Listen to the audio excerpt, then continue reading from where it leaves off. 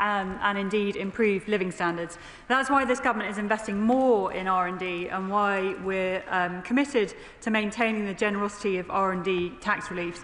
We do remain open to new and innovative debt instruments and review options regularly, but clearly new instruments need to meet a range of criteria, including value for money.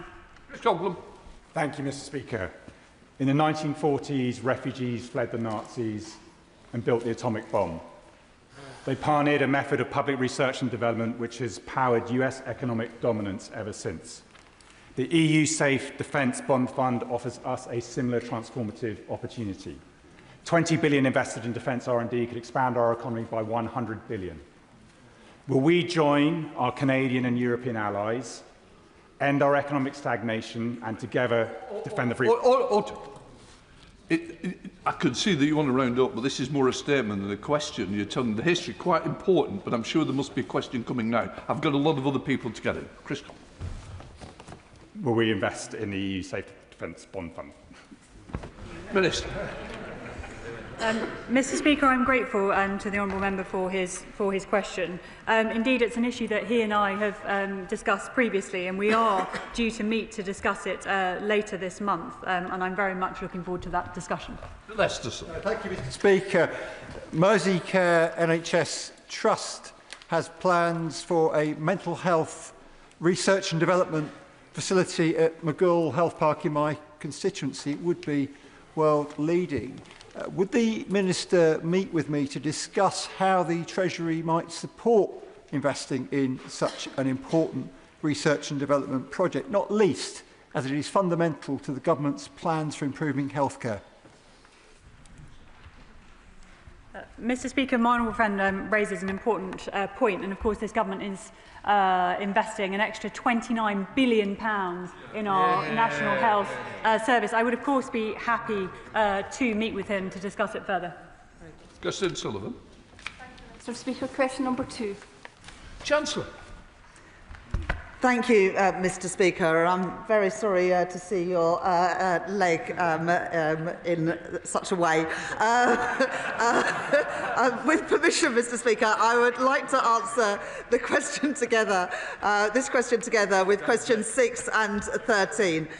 We are committed to driving growth everywhere. The budget ensured that Scottish public services are fairly funded, with an extra £820 million for the Scottish Government through the Barnett formula, on top of a record settlement in June this year. We're also investing in transport for city regions and £5 billion in deprived neighbourhoods through the Pride in Place programme, with some of that money going to Scotland.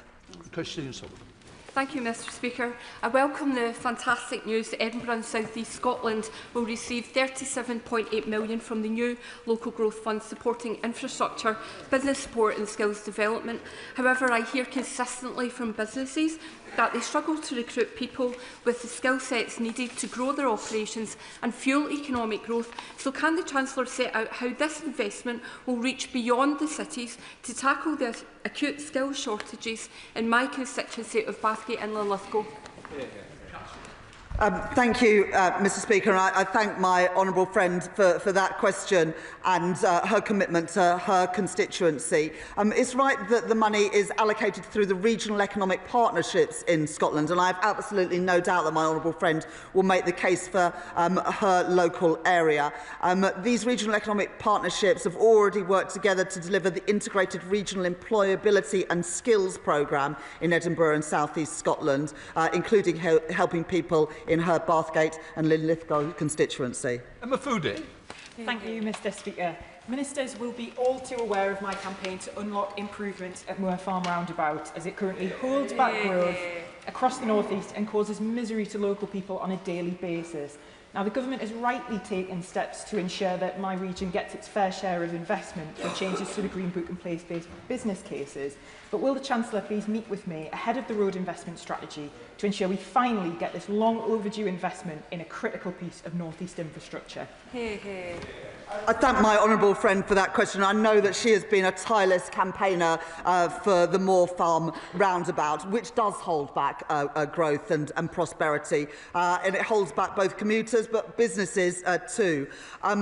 I will continue to work with her, and I know that the roundabout is now being properly considered for inclusion in the road investment strategy, and I'm happy to meet with her to discuss that further. Glenn Stewart. Thank you, Mr Speaker. The Ayrshire Growth Deal was allocated £103 million of UK Government funds. This has potential to make a real difference to our economic prospects. Despite clear potential, the delivery on the ground remains far too slow in turning round real progress.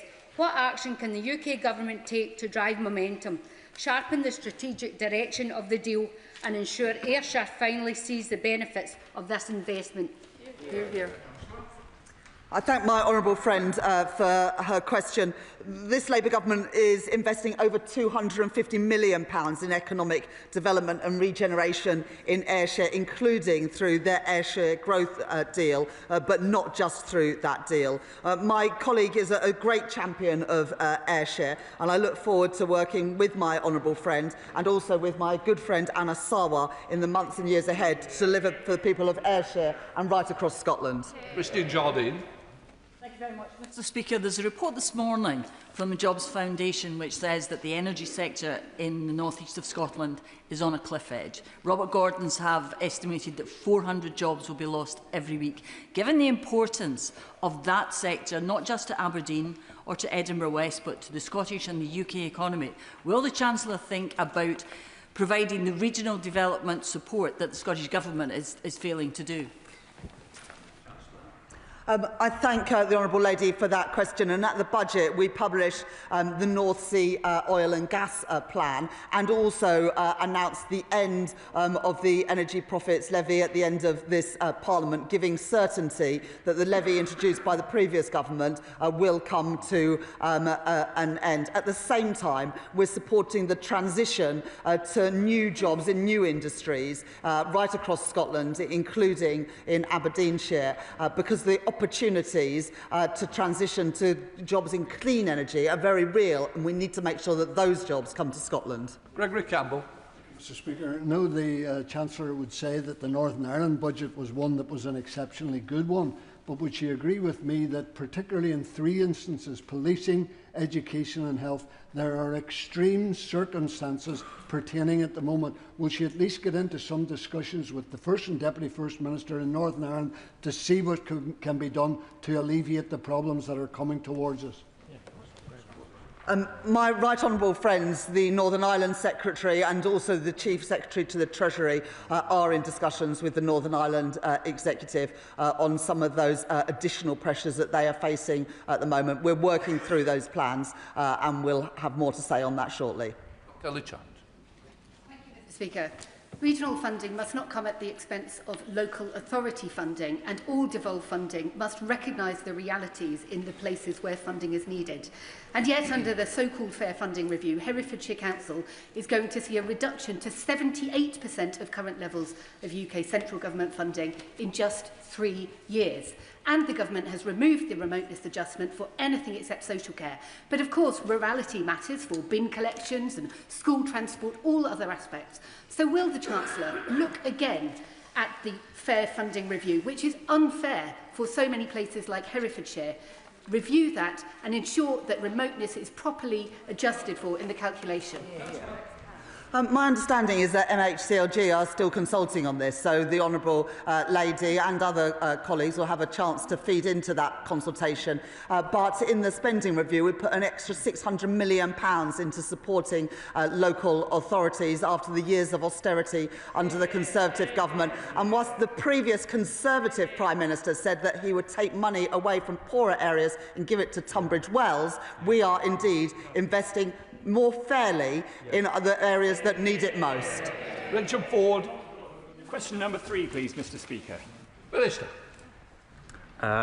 With permission, Mr Speaker, I should like to answer this question together with number 4, 9, 10, 14 and 16. There have been a number of questions on this topic, Mr Speaker, and I'm sure there'll be more later today, as I will be making a statement to the House this afternoon on a package of support in relation to business rates, with a particular focus on pubs.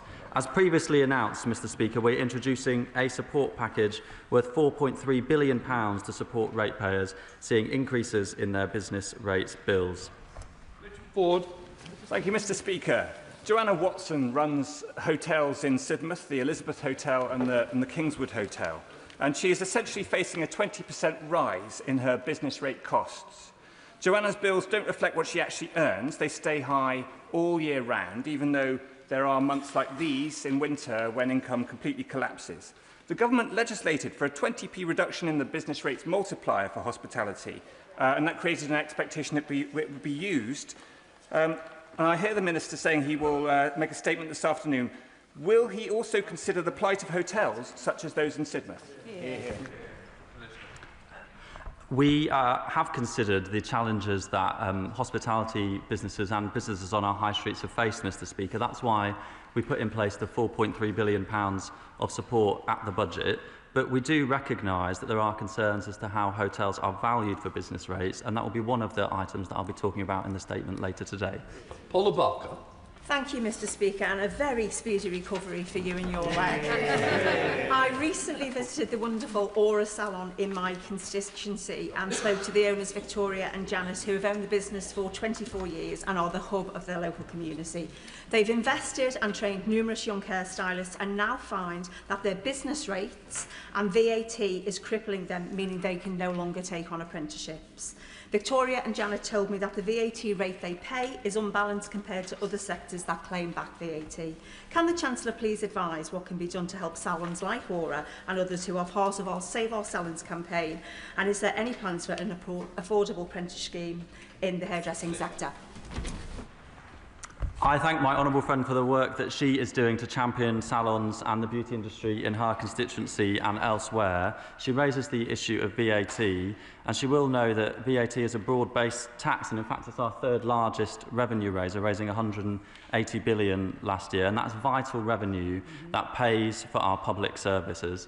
There are, of course, lots of issues in relation to VAT and the differential treatment depending on how salons decide to set themselves up and pay their employees. These are important issues, and of course, in the usual way, we will consider tax changes in the run-up to future budgets.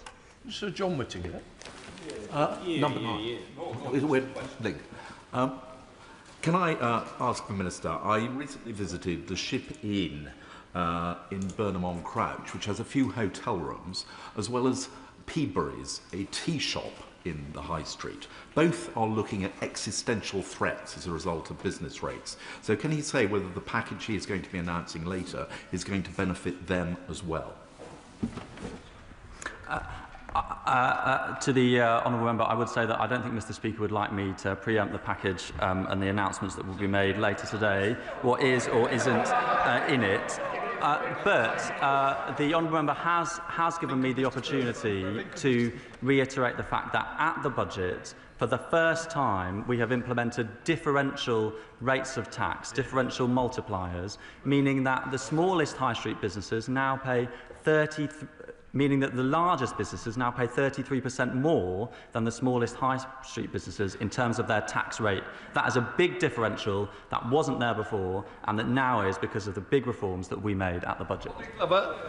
Thank you, Mr. Speaker. In my Oxfordshire constituency of Didcot and Wantage, pubs including the Fox Inn in Denchworth, the White Hart in Harwell and the Fox and Hounds in Uffington are vital to their village communities, yet they face significant business rate increases from April. Now, given that the Chief Executive of the Valuation Office Agency told the Treasury Select Committee that ahead of the budget, the VOA warned that over 5,000 pubs will see their business rates double, can the Minister tell the House why they decided to press on and create such uncertainty for our hospitality sector in the budget?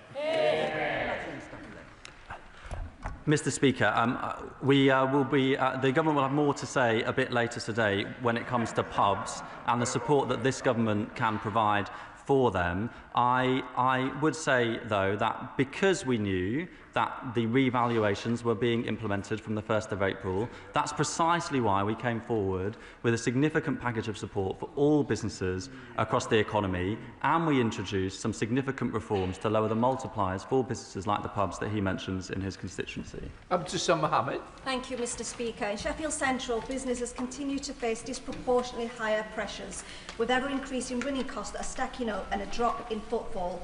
Businesses like the Gamers Guide Cafe and the Durham Rainbow Pub tell me that they need much more to be able to survive the dip in foot traffic. So can the Minister set out how he is reducing pressures on high street cafes and pubs, and will he consider targeted relief to ensure viability for the hospitality businesses? I thank my honourable friend for her question and for the representation she provides for her businesses and constituents in Sheffield. One of the important things to note about the business rate system is that there are many, many businesses on our high streets, many smaller businesses, who pay no business rates at all. 1 in 3 businesses continue to benefit from small business rates relief, and an additional 85,000 benefit from reduced bills as this tapers. And one thing that we announced at the budget I think will be really helpful for small and independent businesses is that we've announced an additional 2 years of small business rates relief for those that are expanding into a second property to support them to be able to grow and to expand. Thank you, Mr. Speaker. Chelmsford has a vibrant nighttime economy. Just last Sunday, I spent the evening at a fabulous local music venue called Hotbox, right in the heart of my constituency. Venues such as Hotbox represent important cultural and social spaces for smaller cities like mine, but many are now at risk due to government recent changes to the business rate system. New analysis puts the average increase in the hospitality business rates bill in Chelmsford at nearly £23,000 over 3 years. For many, that's impossible to absorb. Another family-run business in Chelmsford that's been going for 25 years will see their monthly rates more than double from April. They've said they will simply have to close their doors if this goes ahead, resulting in 40 people losing their jobs. So will the government implement the 20p discount it has already legislated for and let all businesses in retail, leisure and hospitality get the support they need? I have got the idea, Mr. Speaker, and the key thing to note here, Mr. Speaker, is that there is a significant difference between the change in the rateable value and the change in the business rates. This year, we have stepped in to cap the increases for bills at £800 for those coming into the system for the first time, or for most high street businesses, the increase will be 15%. The very largest will see increases of 30%. Mr. Speaker, that's the steps we have taken. When the Liberal Democrats were in government, they chose to increase VAT on businesses up and down the country. That's from West. Thank you very much, Mr. Speaker, and could I wish you a speedy recovery. Could the Minister say something about music recording studios, the church recording studio where Annie Lennox recorded Sweet Dreams Are Made of This? Could he give me a sweet dream this evening and tell me that my music recording studio is going to be fine? Mr. Speaker, I am very fond of my constituency neighbour in Barnet, who has the privilege of sharing a part of Barnet with me in terms of her parliamentary representation. There will be news this afternoon, Mr. I'm just trying to find my words, Mr. Speaker.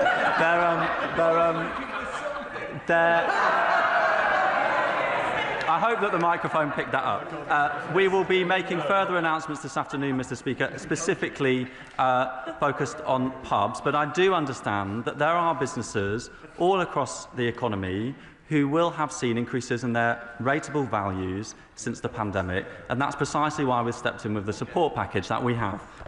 Well, Rivaz. Here's another one. What assessment has the Minister made on the impact of high street, the really small independent bookshops? This is the year of reading. We want them to stay open, not close. I thank my honourable friend for her question. The really small bookshops up and down the country, many of them will not be paying any business rates at all because they will be in receipt of small business rates relief.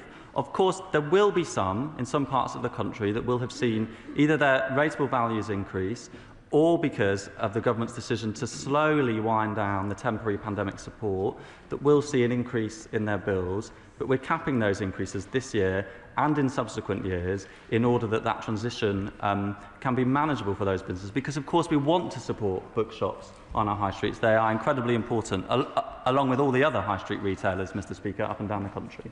James Wilde, Shadow Minister. Thank you very much, Mr. Speaker. The Chancellor promised hospitality firms she would lower their taxes, but her business rate raid is hammering every town, village, city and high street. And this is not just an attack on pubs, it's hotels, cafes, music venues and many more that are being hit. It's 2 months since the budget caused huge worry for these businesses. and we await details of this latest U-turn. But the key question is, does the Chancellor get it? Does she get that it's not just pubs, it's hospitality, leisure and retail businesses that need support because of her terrible choices? Mr. Speaker, members opposite do not get it, because when they were in government, they set out plans, Mr. Speaker, to remove the temporary pandemic rates relief overnight in 2025. That would have been an increase in business rate bills overnight for businesses on the high street of 300%. We have taken a different and fairer and more proportional approach, phasing out the pandemic relief over a slower time period and extending it into this year too. Daisy Cooper, Liberal Democrat spokesperson. Thank you, Mr. Speaker, and wishing you a speedy recovery. We know that pubs have been badly hit by these business rates changes, but it's businesses right across retail, hospitality and leisure that have made investment decisions and hiring decisions based on the expectation raised by this government that they would get a full 20p discount on their business rate multiplier. Mr. Speaker, it is these businesses, music venues, restaurants, soft play centres, hotels that are the high street shops that communities most love. Do ministers accept that anything less than the full 20p discount for retail, hospitality and leisure will leave the 3 to 5 year business plans of these high street businesses in total disarray? Mr. Speaker, we announced a 5p reduction in the multiplier on top of the 7p or thereabouts reduction that was taking place as a result of the revaluation more broadly. And, Mr. Speaker, that's a £900 million transfer of underlying rates liability away from the smallest high street businesses towards the online giants and the largest properties. When the Liberal Democrats had the chance, when the Conservatives had the chance, they kept the tax rates the same. We have introduced significant reform. We started the work of that reform at the budget, and of course we will continue conversations in the months ahead. Cooper. Thank you, Mr. Speaker. I'm afraid that businesses up and down the country know that the government raised their expectations and then dashed them. But this whole sorry saga has been an absolute shambles, and the question remains, why was it that ministers were so blindsided when the VOA has confirmed that they were providing data drops over a period of 12 months? Will ministers use the opportunity in 90 minutes or so to answer all of the questions that opposition MPs have asked, to explain what they knew and when?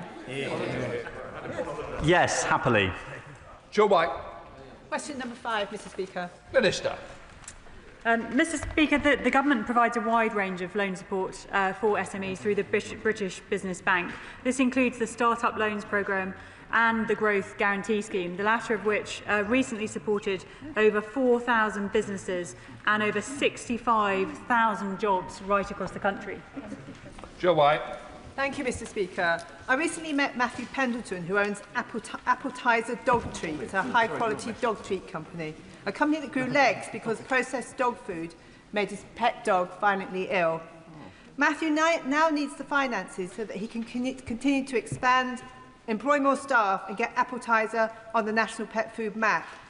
I want to see businesses like this succeed in my area, and Matthew's small ask is, will the government step in with the offer of an underwritten loan? Mr. Speaker, I'm very grateful to my honourable friend for her question. She is, of course, a tireless champion of businesses in Bassetlaw, and I wish her a happy birthday for yesterday as well, Mr. Speaker. The recent spending review, the government extended the Growth Guarantee scheme, enabling £5 billion worth of loans over the next 4 years. This will support businesses like those my honourable friend mentions, and I'd be more than happy to meet with her to talk about how her constituent might further access this support. Thank you, Mr. Speaker. First, of-a-kind technologies like drift energy in Bath face serious investment challenges and difficulties accessing grant funding under any government department. Drift are groundbreaking renewable energy innovators that could rapidly scale and contribute to the UK's energy independence. What is the government doing to ensure that especially first-in-kind technologies receive the support they need here in the UK rather than being forced to go abroad? Mr. Speaker, I'm grateful to the honourable member for her question. As she may well know, at the spending review we increased the financial capacity of the British Business Bank to £25.6 billion, and there are a number of ways in which the British Business Bank will support those like the company that she refers to.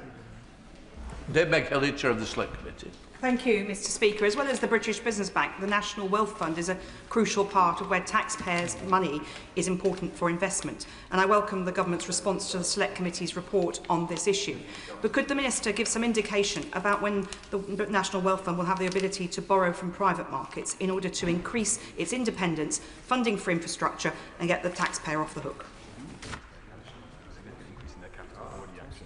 Mr Speaker, I'm grateful to the Right Honourable Member for her question. It's absolutely right that we have increased the amount of funding going into the National Wealth Fund. My understanding is we haven't set a date as to the specific question that she refers to, but I'm more than happy to write to her with further information to the extent it exists. Tim Farron. Mr Speaker, has the Minister done an assessment of what proportion of funds given out through grant funding through the British Business Bank are going to the smallest of businesses? 1 in 4 people in the workforce in my constituency work for themselves. And I wonder to what extent she is working to ensure that smaller businesses, those employing 10 people and fewer, which is the very bedrock of our economy in the lakes and the dales in Cumbria, even know about the availability of these loans and can be talked through the difficult process of applying and receiving it so we can invest in rural communities like ours, where, as I say, so many of those people in the workforce are working either for themselves or for a very small business indeed. Mr Speaker, the Government's policies vis-à-vis businesses as a whole support businesses like the ones that the Honourable Member refers to in a whole range of ways. But as to specifically businesses in his area, I can tell him that the Growth Guarantee Scheme, in relation to the businesses that it supported recently, 80% of that deployment was outside London. Lord Murphy. Question number 7, Mr Speaker. Minister. Thank you, Mr Speaker. Rising living standards are the ultimate goal of economic policy, and living standards are rising after the unprecedented fall seen during the last Parliament. Specifically on my honourable friend's question, the latest data shows that the average person's real disposable income is £800 higher than in the final year of the last Parliament. Murphy. I thank the Minister for his answer. As he says, the last Parliament was the worst on record for living standards. So my constituents, many of whom the cost of living is the #1 issue, welcome the action to freeze rail fares, delivering £350 on average, £150 off energy bills, and the groundbreaking commitment today to cap ground rent, which I know we will be hearing about later today. But will the Minister confirm that this government will continue to strain every sinew, clear every obstacle and use the power of government to cut the cost of living and raise living standards for my constituents over the course of this Parliament? Well, my honourable friend is a powerful campaigner on this issue, consistently week after week, raising the issue of living standards for people in Basingstoke. And he's also particularly right to highlight the key role of energy bills in this. The budget took levies off energy bills to save families £150 on average next year. And this is part of wider measures that will directly cut inflation by 0.4 percentage points, further supporting living standards by making it easier for banks to cut mortgage rates and giving businesses the confidence to invest. Energy bills cut, ground rents capped. Change promised and change delivered. Oh, Jim Chan. Mr Speaker, can I thank the Minister very much for that answer. Can I ask the Minister what assessment that the Minister and Government has made of the recent trends in household living standards across the United Kingdom, but in discussion with the Minister relevant in Northern Ireland, and what steps his department can take to, in conjunction with those regional administrations, to ensure that the Executive in Northern Ireland can support households facing rising costs? I know the Minister has got lots of answers. Give us an answer on this one, please. We always give the honourable member an answer, and I mean always. They have been every single one of these sessions. Government ministers spend a lot of time, particularly the Northern Ireland office, speaking to ministers in Northern Ireland, because he's absolutely right to say that the cost of living crisis is not one that has affected just one part of the United Kingdom, it's all parts of the United Kingdom. And just as one example, the 6 interest rate cuts we've seen since the general election have already made a big difference to those coming up to renew their mortgages in Northern Ireland. Richard for the Shadow Minister. Thank you, Mr Speaker. Persistently high inflation and fears that things will get tougher for their children are top issues for the British public. But the OBR's assessment of Labour's plans was, quote, Growth in real household disposable income is projected to fall to around 0.25% per annum, well below the last decade's average. Minister, why is the sum of all this government's economic policies condemning the British public to such a despairing prospect? Thank you, Mr. Speaker. That is what is called leading with your chin. The MPs opposite were in power in the last Parliament, which saw living standards fall by 2.9%. They have already risen under this government by 1.5% because we are turning around their mess day after day after day. Deb Robertson. Thank you, Mr. Speaker. Question number 8, please. Minister. With permission, Mr. Speaker, I would like to answer this question with question number 22. Mr. Speaker, investment in our railways is a crucial part of our plan to unlock economic growth in every nation and region of the UK. Just earlier this month, my right honourable friend the Chancellor announced our plans for Northern Powerhouse Rail. This transformational programme is backed by up to £45 billion of investment in the long term, which will be key for unlocking economic potential across the north. Deb Robertson. Thank you, Mr. Speaker. People across Lichfield, Burntwood and the villages are delighted that this government has funded the Midlands Rail Hub project, meaning a doubling of the number of trains from Lichfield to Birmingham every hour. Ministers could go even further, though, by investigating the reopening of the Derby-Burton-Lichfield line, including a stop in Alrewas for the National Memorial Arboretum. Despite warm words from my predecessor, no business case exists for this. So can the Minister confirm that this Labour government is not done investing in transport in the Midlands, and will he look again at the Derby-Burton-Lichfield line? Well, I thank my honourable friend for highlighting the value of the Midlands Rail Hub, which we invested in at the spending review. And of course, we are determined to invest more in transport in the Midlands. And indeed, at the spending review, the government committed to investing £4.4 billion there through Transport for City Regions. My honourable friend is a great advocate for services that will benefit his constituents. And I will ask the Rail Minister to respond about the specifics of the line that he raises. Alice Magnell. Thank you very much, Mr. Speaker. I welcome the investment this government has made in rail, including East-West Rail, but there are still several projects that would hugely benefit passengers and the local economy in the East. Those include upgrading the Trouse Swing Bridge near Norwich and, of course, Ely and Hawley junctions. So would the Chief Secretary meet with me and other colleagues from the East of England to discuss how we can advance these key infrastructure projects for the East of England?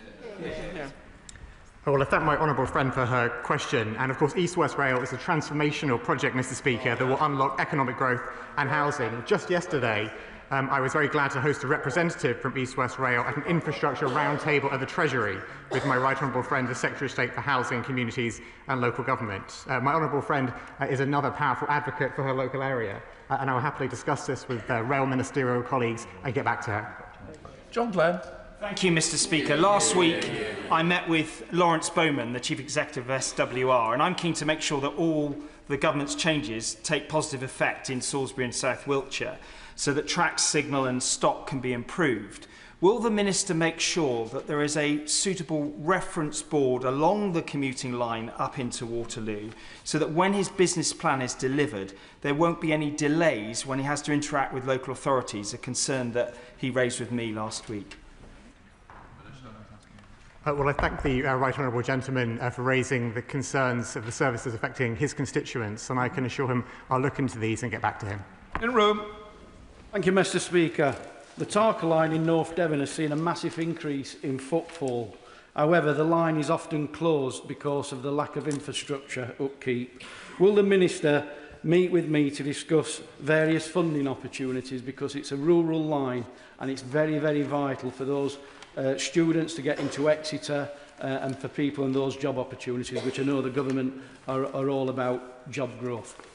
Very good. Employment Mr. Speaker, the honourable gentleman is absolutely right. We are all about job growth, and I fear I'm going to be quite busy after this set of questions in taking up projects from different constituencies. But that's absolutely right, because all of us want to make sure that we've got better investment, particularly in transport infrastructure for our constituents. So I can assure the honourable gentleman I'll look into this and get back in touch with him. Senator James. Question number 11, Mr. Speaker. Minister. With permission, Mr. Speaker, I'd like to answer this question together with question 22. Energy bills, Mr. Speaker, are too high, and Britain is too dependent on the roller coaster of gas prices. That's why the autumn budget reduced the cost of levies on energy bills to save households £150 on average from April this year. Senator James. Thank you, Mr Speaker. I'm pleased that the Government is sticking to its pledge on reducing energy bills, as he rightly points out, with an average of £150 coming off annual bills this April. Does the Minister agree this is a good start, but will he also continue to work across department to ensure we make further progress on the cost of living in this Parliament? My honourable friend is absolutely right. People do need to see inflation come down, and that is what the OBR and the Bank of England forecast to happen. On energy bills, as she said, our plans will save households on average £150 from April, something she has campaigned for from over the past 18 months. And I'm pleased to say that energy companies have confirmed that their savings will be passed on to those with fixed tariffs. In terms of going further, I should add that we've also extended the £150 warm homes discount to a further 2.7 million of the poorest households. And the Dix. Thank you, Mr Speaker, and I very warmly welcome the Chancellor's announcement at the budget to scrap the eco scheme, bringing down energy bills by £150 on average and supporting the some 5,000 households living in fuel poverty in my constituency of Shipley. This disastrous Tory-designed scheme, Eco4, cost £1 billion per year, and yet 98% of the external wall cavity installations were faulty. So can the Minister set out what further action he and the Chancellor are taking to reduce energy bills and to ensure that energy companies put people over profit? Well, my honourable friend is entirely right. The Conservatives didn't just leave Britain dependent on the rollercoaster of gas prices. They left families paying almost £2 billion actually on their bills for their failed energy efficiency eco scheme. The chair of the PAC described its failings as the worst he'd ever seen. This is a fuel poverty scheme that cost 97% of those in fuel poverty more than it saved them, and it damaged thousands of homes. So we are scrapping the eco scheme and we are cutting families' bills. Thank you, Mr Speaker. A new report by the Prosperity Institute is highly critical of the government's net zero policies and its adverse impact on the broader economy.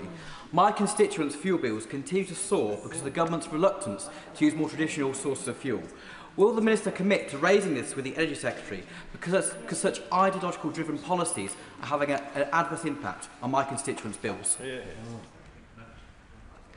Thank you, Mr Speaker. Look, energy bills are too high because the Tory party left us dependent on the rollercoaster of gas prices. Wholesale gas prices today remain more than double what they were at the start of 2020. If the party opposite think that is some kind of advert for staying on gas forever, they're living in cloud cuckoo land.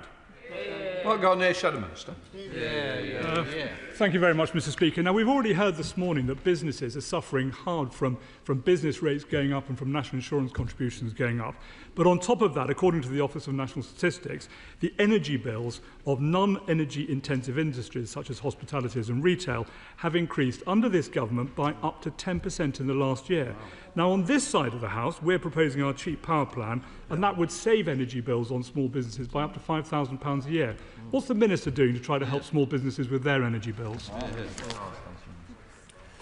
What this government is doing is actually getting on with building the energy infrastructure this country needs. What this government is doing is not going back to the 11% inflation seen under the party opposite. And what this government is doing is supporting small businesses, because he's absolutely right. The honourable member is absolutely right on one thing, which is high energy bills are not in the interests of British industry, and that is why we are getting on with fixing the energy system we inherited. Lynn Jones. Question 12, please. Chancellor. Thank you, Mr Speaker. This government is absolutely determined to get back all of the money lost through COVID, fraud and corruption. That is why I appointed the COVID Corruption Commissioner when I became Chancellor, and I can report that we have already brought in £400 million that the previous government gave up on. Lynn Jones. Thank you, Mr Speaker. This government has recouped £400 million in COVID fraud and error, with HMRC recovering a massive £1.3 billion, as well as aggressively pursuing the firm linked to Baroness Moan, PPE MedPro. Does my right honourable friend agree that this government's relentless recovery action demonstrate that it's only under Labour that this money is recovered from fraudsters to do what it should, and that's to fund our public services? Sadly, I can't comment on any individual case, but I am absolutely determined to get that money back, because that money belongs in our schools and our hospitals and our public services, not in the pockets of Tory friends and donors. Alison Taylor. Question number 17, Mr Speaker, please. Oh, brilliant. Well done, thank you. Mr Speaker, it's definitely right to say that the FTSE 100 performed strongly in 2025, during which it rose faster than key benchmark US and European stock markets, and it hit 10,000 points as we entered the new year. The UK, Mr Speaker, is one of the world's leading global financial hubs, and this government is committed to the sector's enduring leadership. Alison Taylor. Does the Minister agree with me that cutting paperwork and speeding access to capital will provide a valuable boost to companies looking to list their shares on the London Stock Exchange? Is she hearing that from companies she is meeting with? Because that's what I've been hearing while I've been out engaging with business in Scotland. Mr Speaker, I can confirm I am indeed hearing that, and last week's introduction of the new prospectus rules will mean faster execution, reduced complexity and a simplified route to capital raising. And together with the 3-year UK listing relief announced at budget, these initiatives will make the UK the most attractive destination for companies to start, scale, list and stay. Alan Mack. Thank you, Mr Speaker. Thank you, Mr Speaker. Just one pure technology company is now listed on the FTSE 100, and budget measures such as cutting VCT tax relief will discourage companies from listing on the UK exchanges. Why is the government driving away growth and investment? Mr Speaker, the entrepreneurship package within the budget was incredibly important, and the aim of that package, which includes the UK listing relief, the 3-year stamp duty holiday that I referred to, is designed to make the UK the best place to start, scale and list a company. Mr Margolin. Thank you very much, Mr Speaker. Now, the Chancellor has been very proud that the UK FTSE 100 index has passed through the £10,000 barrier, citing that this is an endorsement of her policies. But does she not realise that this still leaves the FTSE 100 index on lower valuations than comparable markets, and that in any event, over 80% of the earnings of the FTSE 100 index are generated outside the UK? Is it not clear that the FTSE 100 performance is despite this government's policies, not because of them?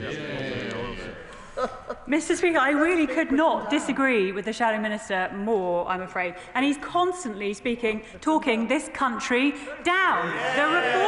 The package of reforms that this government is making to our capital markets are strengthening our capital markets, and they are beginning to bear fruit. Good job. Question number 18, Mr Speaker. Chancellor. Thank you, Mr Speaker. While the Bank of England has overall responsibility for returning inflation to target, this government are taking the action that we can. £150 of energy bills from April this year, freezing prescription charges for the 2nd year in a row, and freezing rail fares for the first time in 30 years. As a result, the OBR forecast that inflation will be 0.4 percentage points lower in 2026-27 than it otherwise would have been. Good job. Thank you, Mr Speaker. Thank the Chancellor for that answer. On Friday, I visited Primark in Staines, in my Spelthorne constituency, where the team, led by Luke, are doing a fantastic job in creating a vibrant retail experience. However, the British Retail Consortium have said that the Chancellor's jobs tax is actually pushing up prices and raising the cost of living. That same British Retail Consortium is also saying that the Employment Rights Bill will also be inflationary. So when did the Chancellor stop listening to business? Well, I was at Primark just ahead of the budget, where we announced that we were going to take action on low-value imports, something welcomed by Primark and also many other retailers who are undercut by foreign importers who are not paying customs duty on what they bring into the country. So far from working against business, we are working in conjunction with business to grow our economy. Our economy exceeded expectations for growth last year, and I'm confident we will do the same this year too. Thank you, Mr Speaker. The Conservatives may want to talk down Britain, but Bournemouth is building again. A £350 million expansion at JP Morgan Chase following the Chancellor's visit, £100 million by AFC Bournemouth, a £50 million airport upgrade, £26 million on Bournemouth and Poole College, £500 million on Royal Bournemouth Hospital development, and new land at Wessex Fields to build key worker housing and medical research. Will the Chancellor continue to prioritise stability and bringing down costs and the free trade that we need in our world so that we can continue to protect and expand these investments into Bournemouth? Well, I thank my honourable friend for that question. You didn't mention the beautiful Bournemouth Pier that we visited together in August and enjoyed a very nice ice cream. But you mentioned JP Morgan, who have announced record investment into their Bournemouth campus, where they are employing a shed load of apprentices as well to help them to grow their business. And after the budget this year, JP Morgan have announced a new building in Canary Wharf. Well, maybe the opposition front bench don't like apprentices, but this government do, and that is why we are backing them. Topicals. Topical one, Mr. Speaker. Chancellor. Thank you, Mr. Speaker. This government has a plan to grow the economy and reduce the cost of living. The plan is the right one for Britain. We are cutting the cost of living, cutting the national debt and creating the conditions for growth in all parts of our country. We've had 6 cuts in interest rates since the general election, reducing typical mortgage costs by £1,200 a year, secured record levels of inward investment and trade deals with countries around the world. The FTSE has hit record highs, and while other countries are increasing barriers to trade, I was in Davos talking to allies about how to reduce them. Our economic plan is the right one to build a stronger and more secure Britain, and I am focused on delivering it. Thank you, Mr. Speaker. Whilst I'm looking forward to the Minister's statement a little later on, I'd like to push him, if I may. I recently visited one of my local pubs, the Masonic Arms on Lark Lane, which is a fantastic venue, and met Guy and Amelia. Currently, the overall sector picks up 2.8% of the overall UK business rates nationally, but only has 0.5% of the turnover of the UK businesses. This is clearly not a fair tax for pubs and is a result of a uniquely skewed business rate system which actively penalises many pubs. What long-term steps can the Minister take to help pubs like the Masonic Arms and the wider hospitality sector? I thank my honourable friend for that question, and she will know that we have permanently reduced the multiplier for business rates for retail, hospitality and leisure. But my honourable friend, the Exchequer Secretary, will be setting out more detail of support for pubs later today. We are determined to support pubs that are often the lifeblood of so many communities, but also to support all of our retail, hospitality and leisure sector. We are putting more money in people's pockets by cutting energy bills, by cutting train fares and ensuring getting people back to work so they've got more money to spend on the things they love and not just the essentials. Shadow Chancellor smells dry. Well, Mr. Speaker, could I begin by associating this side of the House with the Chancellor's comments about your leg? We wish it well, Mr. Chancellor. Mr. Speaker, we are waiting with interest to hear the details of the latest U-turn on business rates this afternoon. But if the briefing is to be believed, it will be far too little, too late. The Chancellor simply does not understand the desperate situation so many of our pubs are in. And what many pubs are asking is, why did the Chancellor choose to spend billions more on the benefits bill instead of providing proper, permanent business rate support? Mr. Speaker, when the right honourable gentleman was in government, 7,000 pubs closed under the previous government. We have permanently lowered the tax rate that retail, hospitality and leisure pay. And when I became Chancellor of the Exchequer, we faced a situation where all of the COVID support was going to disappear overnight. We've put £4.3 billion of taxpayers' money into supporting our retail and hospitality sector, including pubs. But we recognise the distinct problems that pubs face, which is why, unlike the previous Conservative government, we are setting out more support. Well, Mr. Speaker, they just don't get it. And of course, it's not just pubs, Mr. Speaker, it's the whole of the high street that is seeing massive increases, some of well over 100%. Shops, restaurants, hotels. Where is the help for them? Mr Speaker, some of the numbers that are bandied around by the right honourable gentleman don't reflect the reality, because they don't reflect this transitional support, the £4.3 billion of support that we've put in to taper those increases in business rates. But I don't think anyone in this House seriously believes that temporary support during the pandemic should continue infinitely. It would not be the right thing, and it would not be affordable for other taxpayers to do that. That's why we are tapering gradually the support with a £4.3 billion support package in the budget and some more targeted support for pubs later today. But I would just remind the honourable gentleman that he could have taken action when he was in government. Instead, there was a cliff edge with no support for pubs or indeed any other sector of the economy. Thank you, Mr Speaker. The 3-year local government's funding settlement is a welcome return to long-term planning. And we see that Newcastle City Council faces a 34% rise in adult social care costs, compared with only a 15% rise in core spending power, taking more and more money away from so many services that my constituents depend upon. Would the Chancellor work across government to consider changes to the adult social care funding formula and/or increase to the recovery grant so that Newcastle City Council can meet the costs of social care, adult social care? Well, as my honourable friend set out, there are significant challenges in adult social care, and we've already made available an extra £4.6 billion, including funding to start to implement the Fair Pay Agreement. As my honourable friend will probably be aware, Baroness Louise Casey is leading an independent commission to build consensus on reform, and its first phase will report this year with a focus on how to make the most of existing resources. Thank you, Mr Speaker. While the Chancellor was enjoying her trip to Davos last week, inflation went up, as did unemployment, reversing the progress of the previous Conservative government.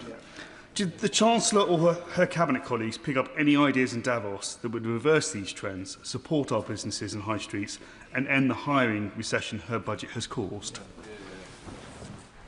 I'm not sure whether the honourable gentleman thinks that the Chancellor of the Exchequer shouldn't be in Davos, but I think it is important that the Chancellor is there banging the drum for Britain, bringing investment to Britain. Whilst I was in Davos, we secured new investment for Britain, worked with our allies on securing new trade deals for Britain, because whilst the opposition like to talk our country down, we're getting on and delivering a lower cost of living and higher economic growth. Thank you, Mr Speaker. A recent Sunday Times investigation found worrying evidence that multiple businesses run by the reform leader of Durham County Council had failed, and they had failed owing hundreds of thousands of pounds in tax, national insurance and an unpaid COVID loan.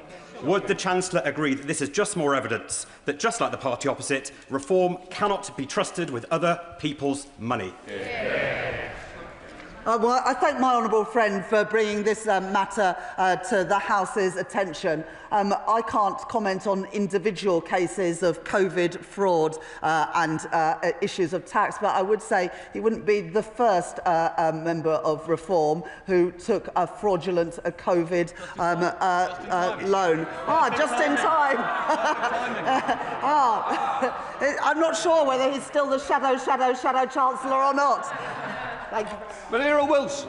Thank you very much, Mr Speaker. Given the Chancellor has just confirmed that today's U-turn will only support our hard-pressed local pubs, could I ask her what message she has for independent restaurants and coffee shops like Bones in Twickenham that are struggling to survive, let alone grow? Thank you, Mr Speaker. Look, when the Liberal Democrats had the chance, what did they do? They put VAT up on hospitality businesses. Here they are, coming up with ideas, Mr Speaker, without plans to pay for them, wanting to increase borrowing over and over again, rather than make sure we support businesses in a fair and sustainable way over the years to come. Thank you, Mr Speaker. My constituents are fed up of seeing more and more dodgy bob shops on Hagley Road, Harborne and neighbouring Bearwood High Street. Can the Chancellor say what the government is doing to tackle money laundering and other financial crimes involving dodgy shops blighting our high streets?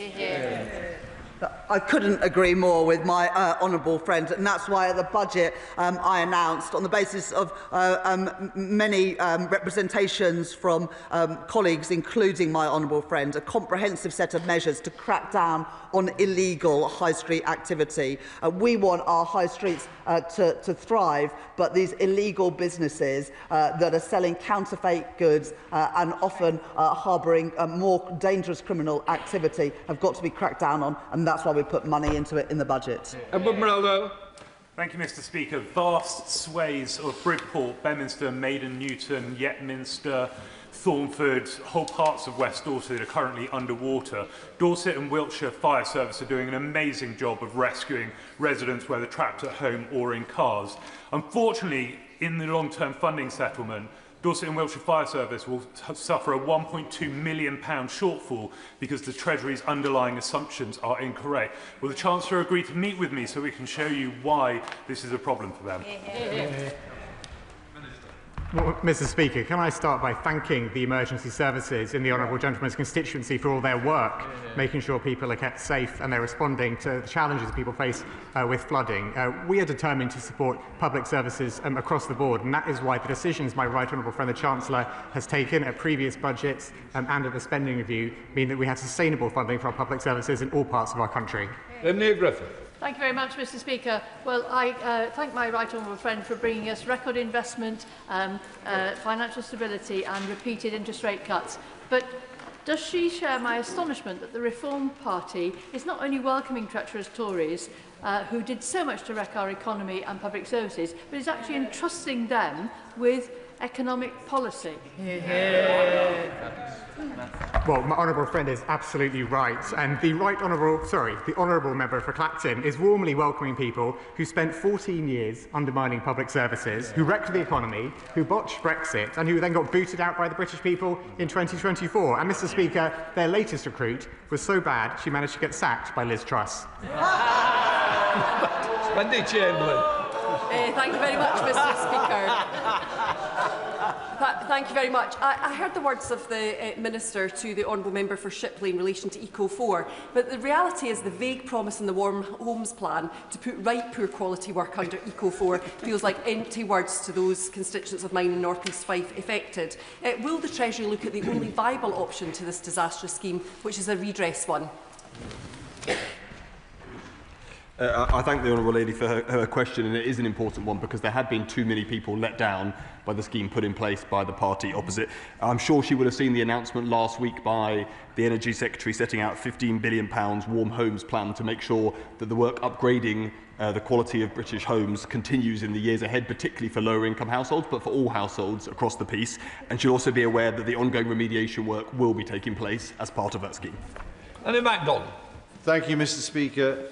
Ben Houchin's Teesworks saga has seen over £500 million of taxpayers' monies funneled to enrich a few business people, while the opportunity for a sovereign wealth fund investment programme has been squandered. Can the Minister advise me as to what steps are being taken to ensure there is meaningful investment for economic growth and development on Teesside? Mr. Speaker, this government is backing investment in Teesside to create the good jobs that my honourable friend's constituents deserve. I know that Teesside is very well placed across a range of sectors to lead in our country. For example, £4 billion is going into the UK's first carbon capture, usage and storage cluster in Teesside, including the world's first at-scale gas power station with CCUS. Bobby Dean. Mr. Speaker, 10 years ago, this place introduced legislation stopping banks from applying tax deductions after paying out compensation for wrongdoing. Now, lenders are set to pay out billions of pounds in relation to the motor finance scandal, but they will be able to reduce their tax bills because most of these companies have channelled their money via subsidiaries. So does the Minister agree that this is not in keeping with the spirit of the law, and will they do something about it? Mr. Speaker, the Honourable Member refers to the motor finance redress situation. We are, as you would expect, monitoring that very closely, and we want to see it resolved in an efficient way that provides certainty for consumers and for firms as well. As the Honourable Member knows, seeking to change the rules on corporation tax would deviate from our commitment to certainty and predictability in the tax system as set out in our corporate tax roadmap. Thank you, Mr. Speaker, and I wish you a speedy recovery. I welcome the economic steps that the Chancellor has taken against Russia's illegal invasion of Ukraine, and I encourage her to go further. Does she, however, agree that the British public can only have confidence in our sanctions regime if those in political leadership across all parties, including the Shadow Attorney General, have an ongoing involvement in advising Russian oligarchs? Thank you, Mr. Speaker. Like many, I was staggered at the reports that Mr. Abramovich has appointed senior counsel, including the Shadow Attorney General, in relation to proceedings in Jersey. I cannot speak for the opposition. I had many years of that. But our focus remains on ensuring there is no further delay in the proceeds of sale from Chelsea Football Club reaching humanitarian causes in Ukraine. If Mr. Abramovich fails to act quickly, this government is fully prepared to pursue legal action to release the funds. We know whose side we are on. We are on the side of the Ukrainian people and of Britain's national interest. Thank you, Mr. Speaker. More than 80% of households in Bromley and Biggin Hill have at least one car or van, which is significantly higher than the average in Greater London. So the decision to remove the 5p fuel duty reduction hits them particularly hard. And this is the latest in a slew of measures against motorists, including increased congestion charging and the ULEZ charge, which is really hitting them in the pockets. Why does the Labour Party continue to use motorists as a cash cow? Thank you, Mr. Speaker. We have extended the temporary 5p fuel duty cut until the end of August 2026. And then, Mr. Speaker, rates will then gradually return to early 2022 levels. The planned increase in line with inflation will also not take place. That will save the average driver, Mr. Speaker, £49 next year compared to previous plans. Rachel Reeves. Thank you, Mr. Speaker. While pubs may have a large lobby, we know that it's the independents which power our local economy. In looking through the spreadsheets on business rates for our independent businesses after the relief has been applied, I've got businesses in my city who are going to be seeing an increase up to 93% in their business rates. Can the Minister say what engagement he has had with small independents to ensure that they're safeguarded with the relief that he's about to announce? Thank you, Mr. Speaker. It is important to note that at the moment there is a 40% relief in the system for smaller and independent businesses, and over the coming years, as a result of the transitional relief protection we put in, that will be phased out. I think, just as the Chancellor said earlier, it is reasonable, and members across the House will agree that by the end of the decade, it wouldn't be right to have the temporary pandemic support still in place. Hello. Thank you, Mr. Speaker. I won't challenge you to a corridor race today, but good luck with your leg. I wrote to the Chancellor on the 8th of January with the support of 7,000 businesses, small businesses, not just pubs, but businesses from across the spectrum. Their concerns about not only the rate revaluations, the vicious tax rises that they've now had to suffer, but also the effect of the cost of the Workers' Rights Bill. When can the 7,001 of us expect a reply? Mr. Speaker, I am regularly replying to letters and parliamentary questions from the honourable member and members on all sides of this House. Antonio Bolt. Thank you, Mr. Speaker. There are many SMEs in advanced manufacturing supply chains in my bit of the Black Country. Does the Minister agree with me that successfully implementing our industrial strategy is vital to securing the growth through small businesses that we need to get British industry back on track? I thank my honourable friend for that question and the work that she does to champion small businesses and all businesses in the Black Country, and particularly in her own constituency. Advanced manufacturing was one of our industrial strategy sectors where we have huge strengths as a country and where we are determined to support them to grow and fulfil their potential.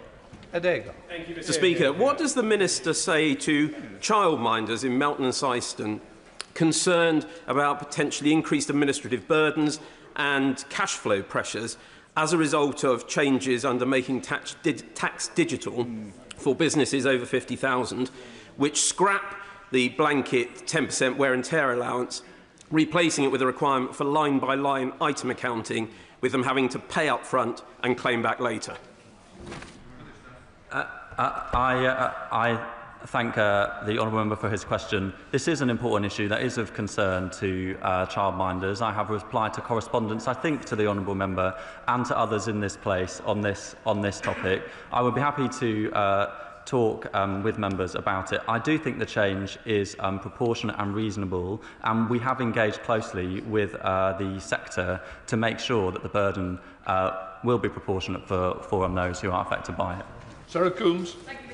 Thanks to the policies of this Labour Treasury team, receiving £1.5 million to smarten up our towns. Does the Minister agree that local people should have a say in how this funding is spent? And will they encourage local people in Rowley, West Bromwich and Albury to fill in my survey about how we spend this government cash? I very much encourage the people in my honourable friend's constituency to fill out her survey. The Pride in Place money that we are allocating across some of the most deprived parts of the country will make a huge difference in regenerating local areas left behind by the previous government. And I would encourage everyone in all of our communities to get involved and shape those plans, because those plans can only be improved by direct contact with the people who will stand to benefit from them most. Caroline Gordon. Mr Speaker, Link have just doubled down on its decision not to grant Totnes a banking hub, despite the Prime Minister telling members at PMQs that every community that wants one should have one. So will the Chancellor now agree to review the criteria for banking hubs so that people have access to face-to-face banking services, not just access to cash, when the last bank turns its back on its customers and leaves town? Mr Speaker, the Government of course recognises the importance of in-person banking services as well as access to cash, as indeed the Honourable Member and I have discussed. In-person services, as she knows, are provided through traditional bank branches, banking hubs, post offices and by other means as well. I will continue to monitor the situation and, as she knows, I've listened very carefully to the concerns that she has, and I'm happy to do so again. Callum Anderson. Mr Speaker, earlier this month, the House of Lords Financial Services Regulation Committee on Private Markets published a report on private markets highlighting the potential risks to economic stability, and the Bank of England have also undertaken a stress test of the ecosystem.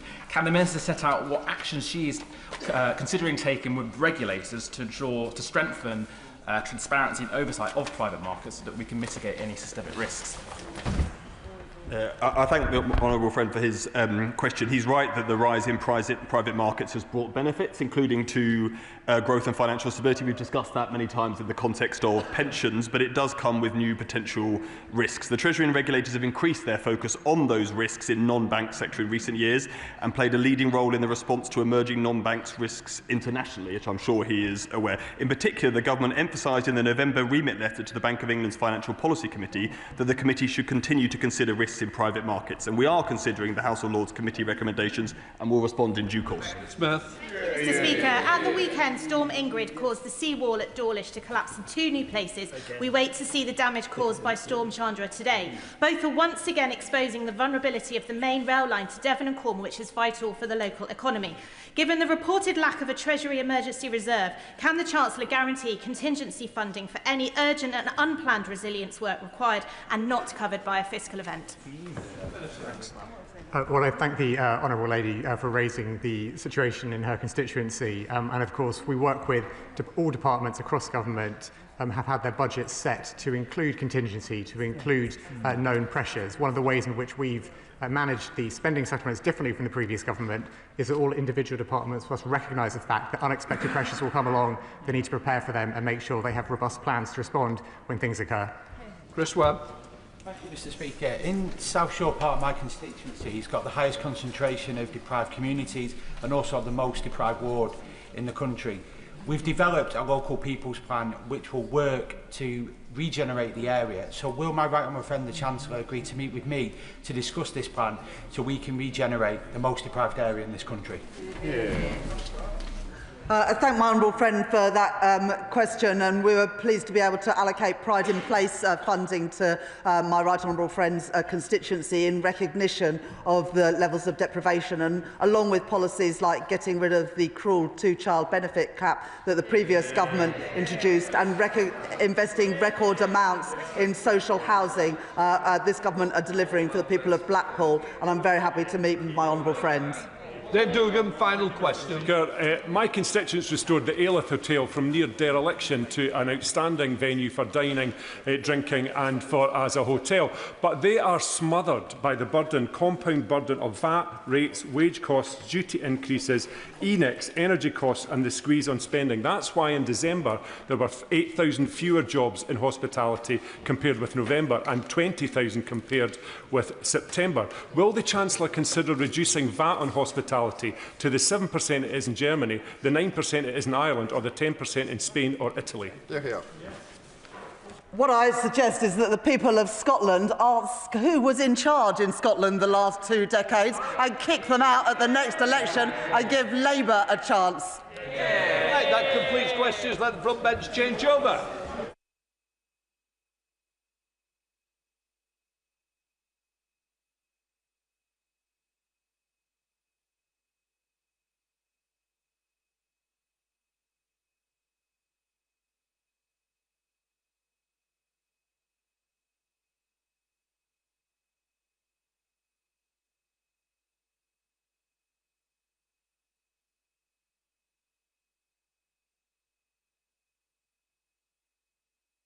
Order. Before we come to the statement on common hold and leasehold reform, I once again note for the second day in a row my disappointment about briefings to the media before important announcements are brought to the House. As the Public Administration and Constitutional Affairs Committee recently stated, making the most important statements in the first instance to Parliament means doing so before they're made to the media, not at the first available opportunity thereafter. These are the government's own rules in its own ministerial code, and it must do better. I'm defending backbenchers on both sides. They've been elected here to hear it. Sky News and BBC is not the way that we do business. If there are issues of market sensitivity, or indeed any other sensitivities, ministers are welcome to seek advice from my office or the clerks on how the best balance of these sensitivities might legitimate or need to update me before the media. We've got to work together on this. The message is clear. I'm not in charge of the code, the Prime Minister is. He needs to take the code more seriously. We come to the statement. Minister Matthew Penny. Thank you, Mr. Speaker. My department always strives to ensure the House is updated at the earliest possible opportunity, and I note and appreciate fully the points you've made and ensure they're passed on to my ministerial colleagues. With your permission, Mr. Speaker, I'd like to make a statement on the government's draft Common Hold and Leasehold Reform Bill. We made a clear and unambiguous commitment in our manifesto to act where previous governments had failed and finally bring the feudal leasehold system to an end. We did so on the basis of a firm conviction that it is only by extinguishing fully the historical iniquities on which the present leasehold system rests that we can ensure that the dream of home ownership is made real for millions of households across the country. Today, the government has published and laid the Common Hold and Leasehold Reform Bill in draft for pre-legislative scrutiny by the Housing, Communities and Local Government Select Committee. This ambitious piece of legislation will modernise property law, deliver a fair and efficient modern housing market, and most importantly, Mr. Speaker, transform the experience of home ownership for millions of leaseholders across the country. The draft bill includes the following key provisions: a new legal framework for common hold to reform and reinvigorate this radical improvement on leasehold ownership, a statutory restriction on new leasehold flats to ensure that in future common hold is the default tenure, a new process for converting to common hold from leasehold to make conversion easier so more homeowners can enjoy this improved form of ownership, the abolition of leasehold forfeiture and its replacement with a fairer system of lease enforcement, the repeal of draconian powers relating to rent charges on freehold estates, and the capping of ground rent for older leases at £250 per year, changing to a peppercorn after 40 years. Let me expand briefly, Mr. Speaker, on each of these core measures, beginning with common hold. As you know, Mr. Speaker, common hold is a modern home ownership structure that is widely used around the world. It is not merely an alternative to leasehold ownership, but a radical improvement on it. At the heart of the common hold model is a simple principle. The people who should own buildings and who should exercise control over their management, shared facilities and related costs are not third-party landlords, but the people who live in the flats within them and who have a direct stake in their upkeep. Common hold ensures that the interests of homeowners are preserved in perpetuity. It transfers decision-making to them so that homeowners have a greater say over how their home is managed and the bills they pay, as well as the flexibility to respond to the changing needs of their building and its residents. Mr. Speaker, for a variety of reasons, common hold failed to establish itself following its introduction in 2004. As a result, there are fewer than 20 common hold developments in existence today, and the 2002 legal framework is hopelessly outdated. The provisions in the draft bill build on the publication of our common hold white paper in March last year, which confirmed the detail of our common hold reform programme and responded to the Law Commission's thorough and expert review of common hold law. The result is legislation that will reinvigorate common hold through the introduction of a comprehensive new legal framework that will enable common hold to be used in the widest possible range of settings. To ensure common hold becomes the default tenure as our manifesto promised, the draft bill also includes provisions to ban the use of leasehold for new flats. Once enacted, this will ensure that, other than in exceptional circumstances, all flats are provided as common hold. These provisions will work in tandem with the ban on the use of leasehold for new houses contained in the Leasehold and Freehold Reform Act 2024. Alongside the publication of the draft bill today, we're publishing a Moving to Common Hold consultation, seeking input from industry and consumers on precisely how we implement the new ban. The feedback received will ensure we can proceed with a smooth transition to common hold for new developments, while at the same time protecting the supply of new homes and determining whether there is a case for any justified exemptions. The draft bill also includes measures, Mr. Speaker, to make it easier for existing leaseholders to convert their buildings to common hold. The existing law already sets out a process for conversion, but it is one that requires consent from everyone with an interest in the block.